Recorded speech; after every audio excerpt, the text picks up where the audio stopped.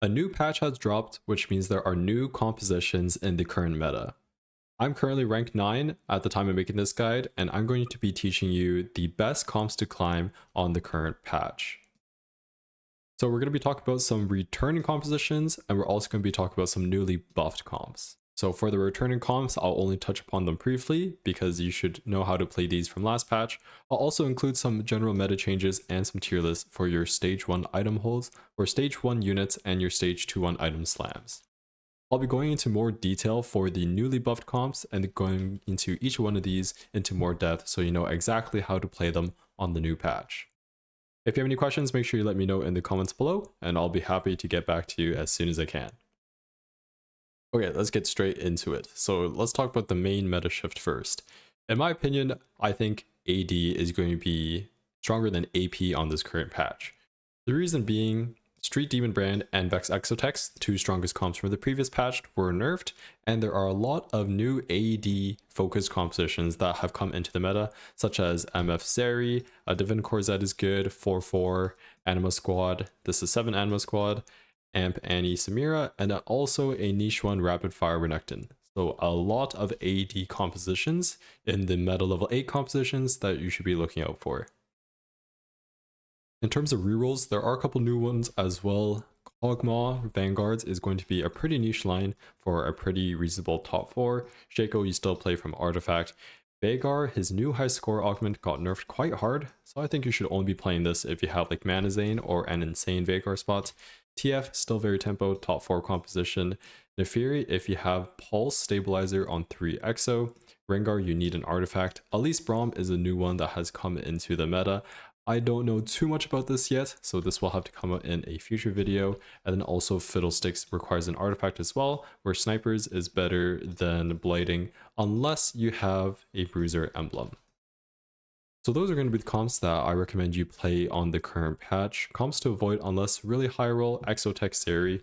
I don't think this is that great, at least compared to the MF Zeri board, which I'll be showing you how to play. Vayne reroll. Not only was it nerfed in previous patches, Jarvan now is just too contested from the 4/4 players, and you really need the Jarvan 3-star in this comp. And then last but not least, Nitro reroll. I think you really need Starry Night and a good start for this. Apart from this, it will be a little bit tougher to play. So let's move on to the stage 1 unit holds tier list. In our S tier, we have Alistar. Reason being, strongest early game tank. Bruisers is the best frontline currently, and then it goes Vanguards, then Bastions. And also Alistar does a reasonable amount of single target damage when 2-starred. In the A tier, we want to be looking for Kog'Maws, Morganas, Vi, Mundos, and Zyras. So here's why. Kog'Maw buffed as well. Best Rageblade holder from the 1-cost units, and it will provide you a direct line into either Marksman or Zeri Misfortune. Zyra and Morgana are going to be our AP holders, holding either like a Shojin or blue buff, and you could play this into like Vex, Brand, or Amp. And then Vi, reasonable unit, does damage, tanky, and then Mundo is a great bruiser, recently buffed as well, pairing with Alistar, our best units. So these are going to be the main units to look out for. The B units, they're okay. They're more supporting units towards the A units. So if you have the A unit pairs, you go for these units that correspond. C tier, these are just Bastions, are not as great of a tank as Vanguards or Bruisers. Also Shaco's very niche. And then I don't recommend holding Nidalees. Yeah. Okay, let's move on to the stage 2 slams. So Rageblade, i.e. Gargoyles and Warmogs are going to be really good for your stage 2-1 slams. Obviously, you can't slam the Warmogs unless you have like opponent anvils. Rageblade, you could play this into the Marksmans, into MF Zeri or TF, so very flexible, keeps your lines open. Blue buff, you could play either into Vex if you have like Chassis, Hyperfangs, or you could play this into Amp. All Shojin will allow you to go into either Brand, Xayah, etc. The reason why I put Gargoyle in S tier now, not only is it just very easy to slam, has great early game value, but due to the less overall items in the general meta, having our Gargoyles is just going to be pretty good as it provides you plenty of stats as a standalone item.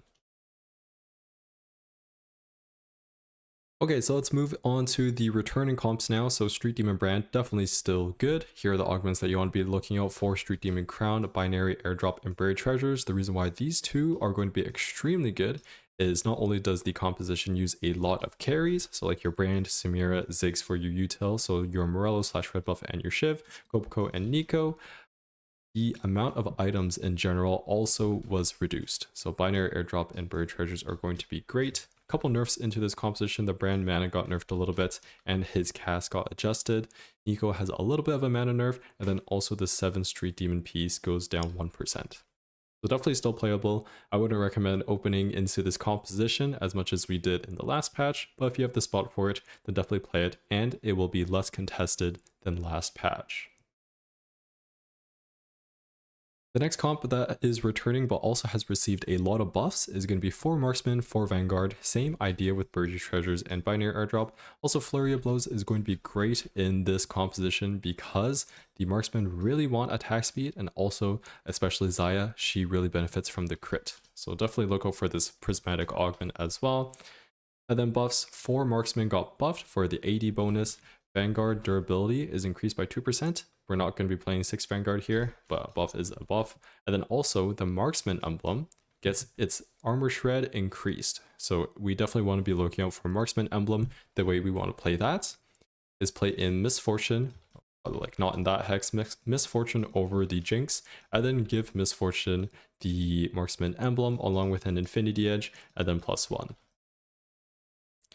Definitely look for this composition. Make sure you have your pure tank items on your Leona, and then any supportive or aura ones on like a Jarvan. And on level 8, you won't have an Aurora, and you'll just play a Sylas instead. Alright, let's keep going. Vex Exotechs definitely still playable on this current patch as well. Same idea, Buried Treasures 3 Flexible is going to be quite good in this composition as well, as you can use so many different types of emblems, and also look for Board of Directors. So a little bit of a nerf to the Vex spell damage, but nothing too crazy. And also it caps out higher now with the flurry of Renekton buffs to his mana, his cast, his HP, his his double strike, and also his triple strike. So this is how you'll cap out your board, only if you are able to transition with your gold and you have items for these units as well. In terms of the 3 stars, only go for these 3 stars if you have lesser Nikos, or if you just hit a ton of them and are contested. Most of the time you want to be just going level 9 to cap around the Aurora and the other 5 costs.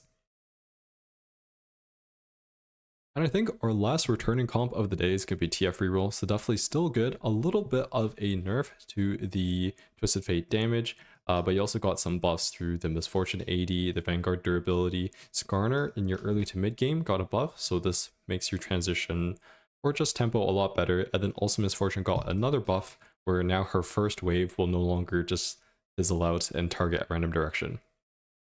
Keep an eye out for these augments and make sure you hit that TF2 on 3-2, stabilize on level 6, and then hopefully win out the rest of stage 3. Then go for the Braum 3-star, Draven 3-star, and Twisted Fate 3-star on level 7, add in a Gragas on level 8. Okay, so let's get into the new comps. So technically MF Zeri has been around for a little bit, but now it actually is quite good. So this is going to be a level 8 physical damage DPS board where you have the stalled DPS with Zeri, and you also have the burst with Misfortune. Now you only want to be playing this if you have either Pulse or Flux, with Pulse being a little bit better, on your 3 to 5 Exotech breakpoint. If you don't have these two, or at least one of these two, then I would really recommend not playing this composition. Last but not least, this is going to be a pure physical damage board, so you really need either a Last Whisperer or an Even Shroud in your build. So let's take a look at the buffs.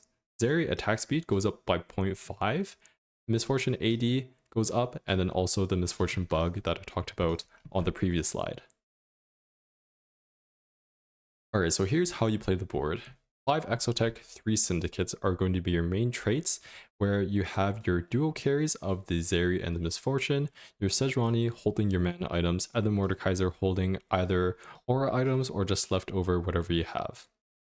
You're going to be wanting to level to 8 on 4-2 and roll down for this specific board. The level 8 board is not too flexible, so these are usually just the 8 units that you're going to be playing. It's quite simple, however, because this composition does not require any 5 costs on the initial level 8 board, so it is quite reasonable to hit, and it is quite stable. Zeri best in slot is going to be Rageblade plus either the Flux or the Pulse that I talked about from the previous slide. And your third item is pretty flexible. It could be a Rageblade, Gunblade, Deathblade, Guardbreaker, GS, even a QS is fine as well. Misfortune Bis is going to be a little bit more specific, where you really want the Infinity Edge and the DB. Infinity Edge because the most of Misfortune's damage comes from her actual cast, so we really want that ability to crit, and also DB because she does not gain any passive AD from her traits or just from the board in general, so the DB is going to be really good. Finish off your build with either Last Whisper, Guardbreaker, or Shojin, and you're good to go. Capping your board is going to be pretty simple. You're just going to be playing an Aurora and then either pulling in a Kobuko or a Zac depending on what you have at the time and what is upgraded. Keep an eye out for Buried Treasures 3, Binary Airdrop, a couple other really good ones, Bulky Buddies 1 and 3. I don't think the gold Bulky Buddies is that good, and I know 3 just got a little bit of a nerf, but I think it's still good. Flurry of Blows, Gloomify, Dimify, Calculated Enhancements, Bulk or Implants, Spirit Link, any Econ augment on 2-1, and also Big Grab Bag because of the item changes. So definitely give this composition a try. Just make sure that you either have the Flux Capacitor or the Pulse Stabilizer on your 3 or 5 Exotech breakpoint. Okay, moving on to our next one, Divinicorp Zed. So this composition has been around for a while, but is only coming into the meta because of recent buffs. This is going to be a level 8, mainly physical damage burst board. And the condition to play this is from a Divinicorp +1 or Cypher, ideally both. And the reason why it's back is because 5 Divinicorp onward has now gotten buffed, and the Renekton got a lot of buffs as well. One thing to note is you really want combat augments with this composition. You also want Econ to be going level 9 as well to cap around the Renekton and the Garen.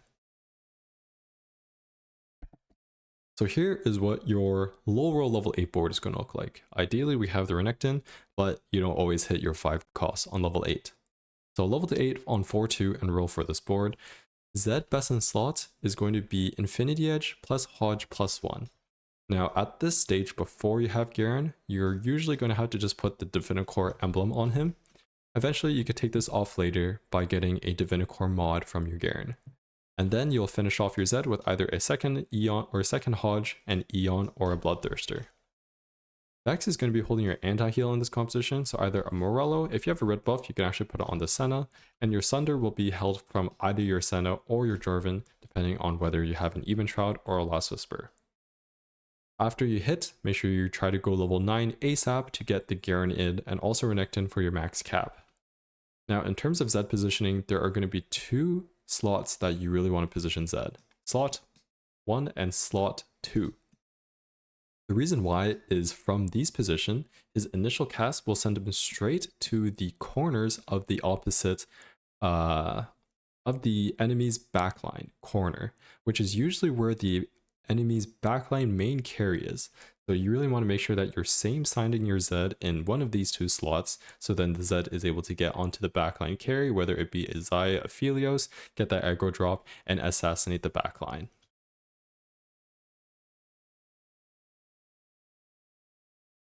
Here's how you're going to cap out your board. As I mentioned, you want to get Garen in, get that Divinicorp mod onto Zed, and then you can now put the actual emblem onto the Garen. Renekton wants to be eating the Senna. Senna has plenty of AD, and because of Slayers, she's going to be able to heal back up, and this will really buff up your Renekton, and Senna won't be taking damage anyway. Buried Treasures 3, Prismatic Pipeline is going to be quite good here. Just being able to use a lot of support items, being able to use some artifacts, and overall gold in combat is really good. Divinicorp +1, Climb the Ladder, Support Cash, Spirit Link, any Econ, Big Grab Bag, and also Pair of 4s is going to be okay if you have no other combat, because we're only going to be playing 2 4 costs in this composition. So make sure you give this out a try. Just make sure you either have a Divinicorp +1 or you have a Cypher. Okay, let's move on. Rapidfire Renekton. This is a very fun composition that I think has a really high win rate, but also a really high 8th rate, and I'll be explaining why on the next slide. This is going to be a level 8 to 9 composition, and this is a physical damage burst board. Now, you need to play this with Rapidfire Emblem.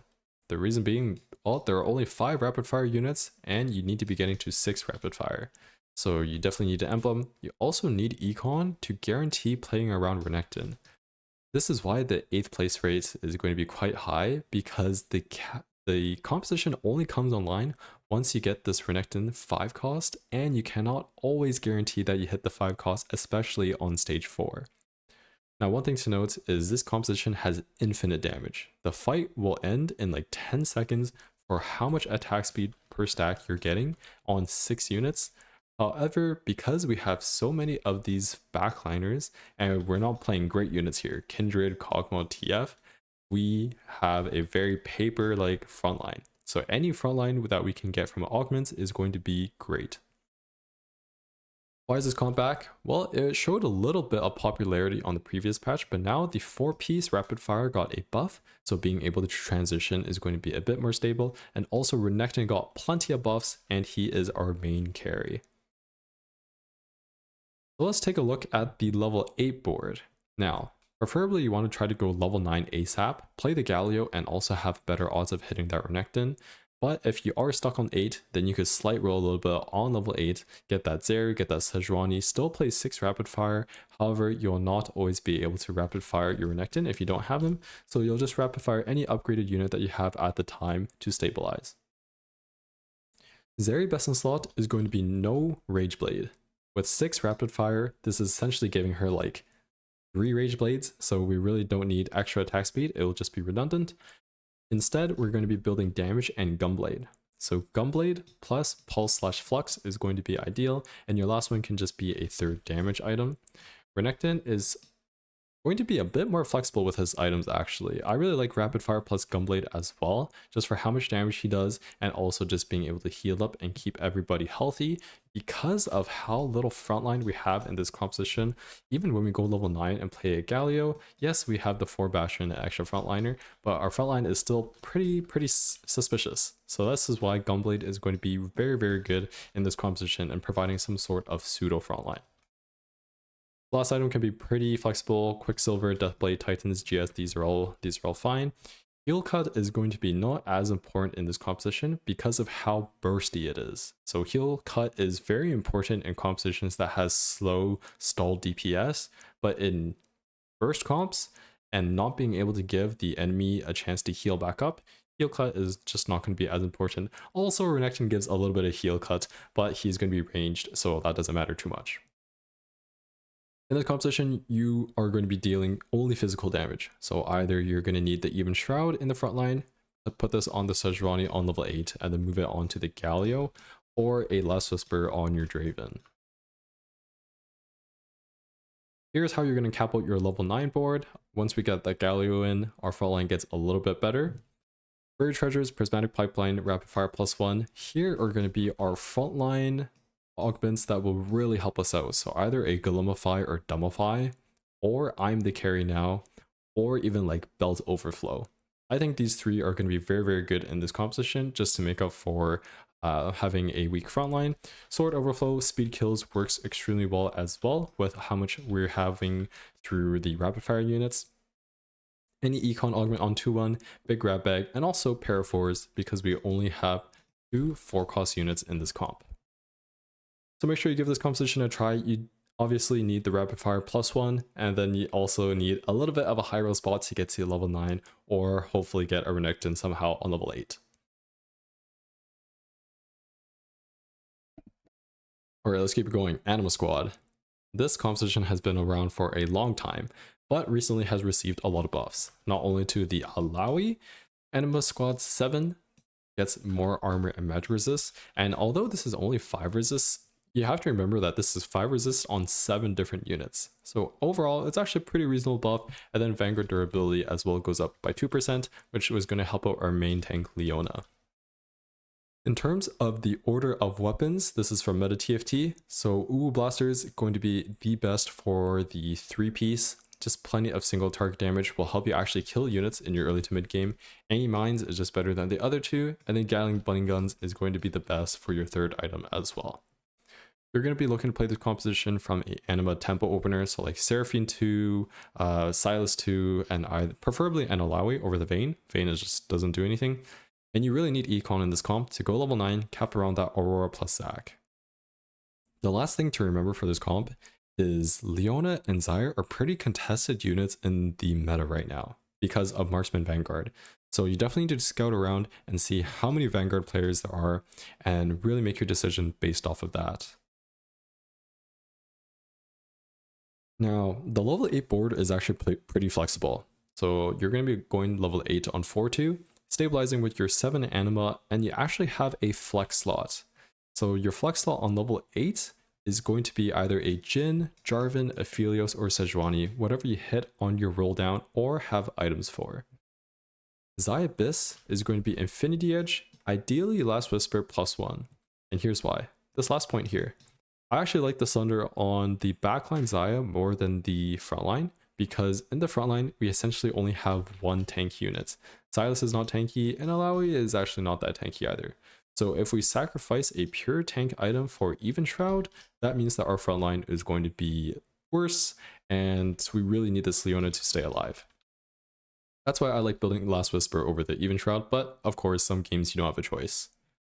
Leona Abyss is going to be Gargoyles plus Warmogs. Warmogs works extremely well with Vanguard giving her a larger shield. Also, the Anima Squad actually gives a reasonable amount of resistance, but Gargoyles is always never bad as well.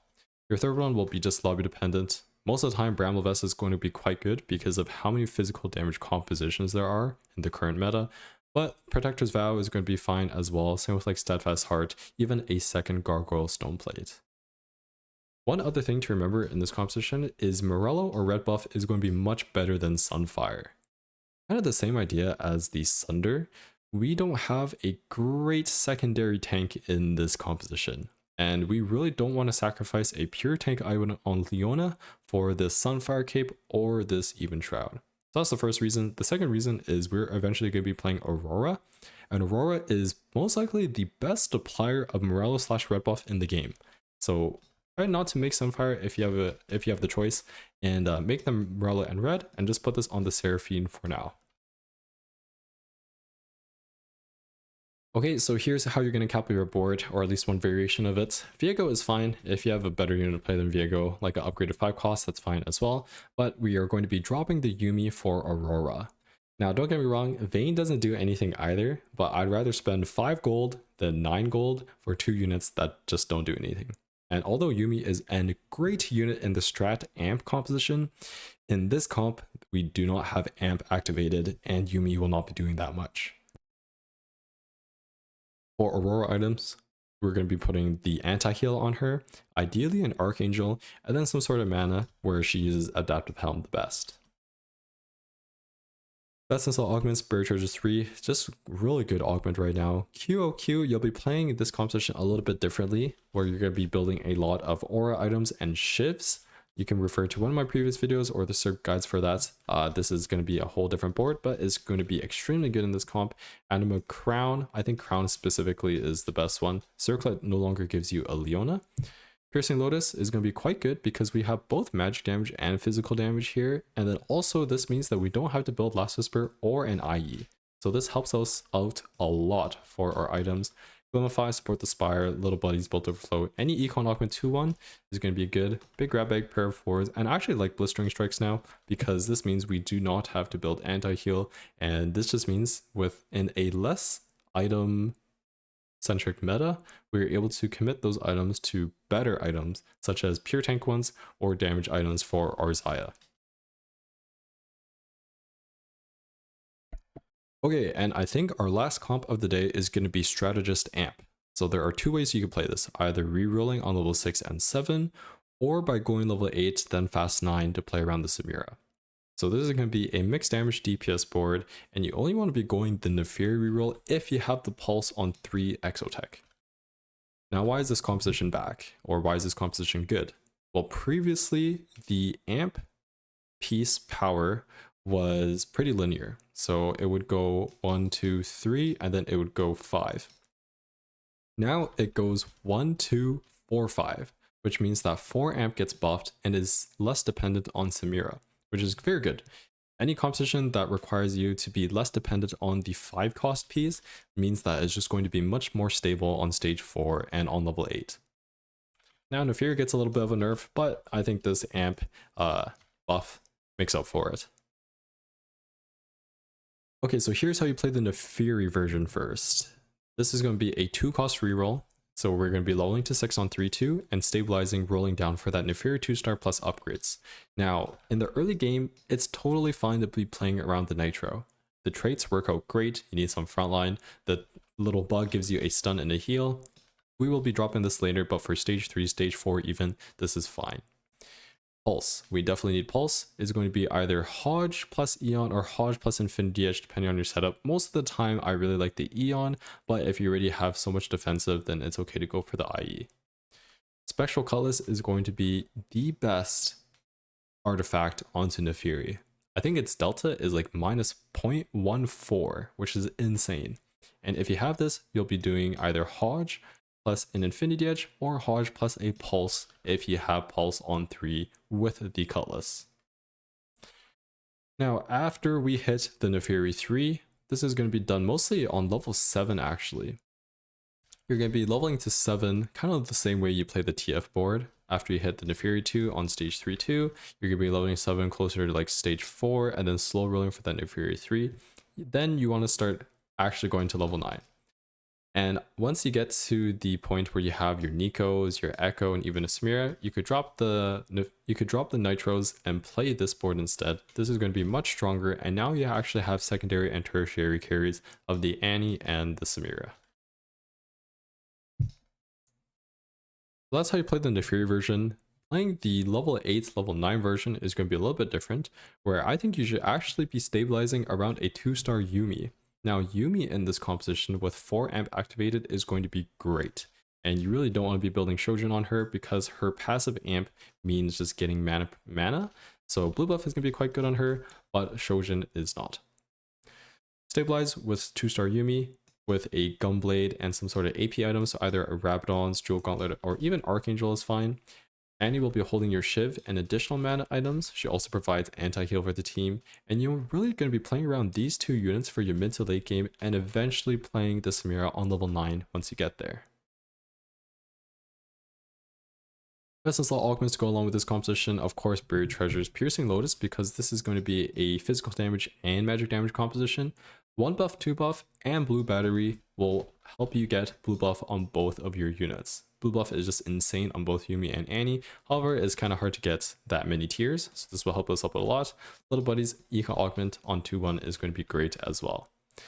Now here is going to be our main core 7 units, where we have the 5 amp, we have the Echo Nico to add in our 3 Street Demon and our more Strategists, which means we're going to have 2 plus 1s on stage 9 or level 9, and this will either be the Zac and Garen if you're able to get there earlier, or the Kobuko Ziggs if you get there later.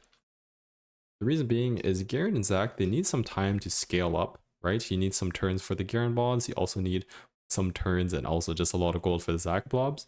So if you're able to get this pretty early, Garen and Zac definitely has a much higher cap, but if you get there later, then it's just going to be more immediate power to play the Kobuko and the Ziggs. Alright, and that's it for today. So let's do a quick recap of all the comps that you need to know for the current patch, and then I'm going to bed. So here we go.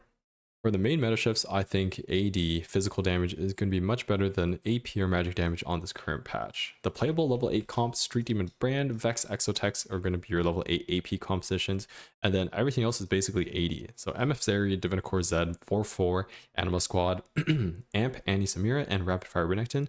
These are going to be your generic level 8 compositions. Going into the reroll, you now have some 1-cost reroll options, 2-cost reroll options, and 3-cost reroll options. But each one of these has a condition. So you shouldn't just be like going into these willy-nilly. The most willy-nilly one you can actually do is actually TF, where you just need a tempo spot and you have like Rage Blade Slam and like, I don't know, a TF and a Braum early, then you're good to go. But everything else either requires an artifact or like a special condition such as Pulse on 3XO. So competitions to avoid unless you're super high rolling, just Exotech, like 7 Exotech Zeri in general. You might as well just play the MF Zeri board. Vayne, stay away from Vayne. You cannot hit Jarvan 3 with how many Marksman Vanguard players are currently there.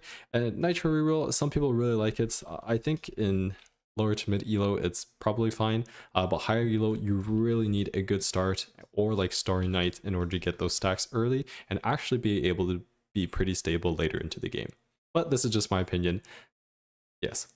So if you made it this far into the video, thank you so much for watching. I hope this helps you on your 14.4 climb, and let me know if you liked this guide. I'll be making more of these in the future, and that's it for today. So best of luck in your games. Make sure you subscribe and join the Ups and Max Discord, and I will see you next video.